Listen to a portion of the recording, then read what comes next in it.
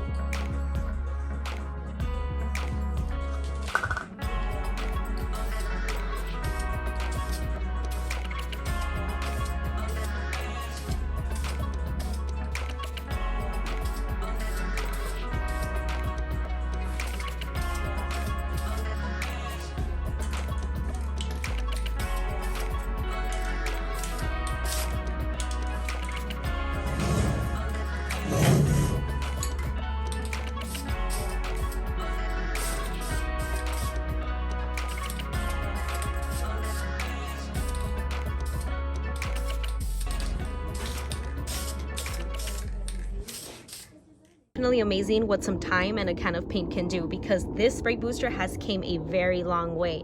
And I did have it in storage for a little while, so I'm definitely going to still touch it up right before installing it back to the Supra, which is exactly why I decided to just leave the painter's tape on it. And now we're here with the Brake Master cylinder.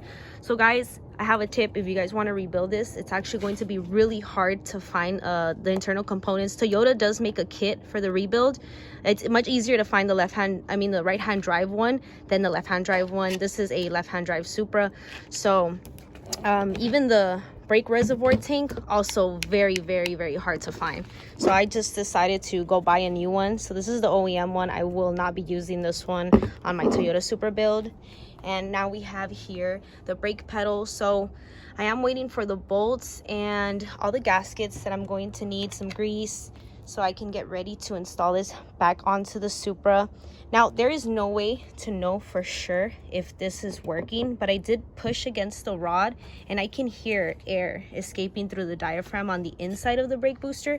So I'm hoping that it's working just fine. And I guess I will not know for sure until I have my Supra running. So I'm excited. Guys, so I know I said I wasn't gonna do anything with the brake pedal assembly, but I couldn't help but take it apart and restore it just a slight bit. But I did order new bushings so I can go ahead and put it back together.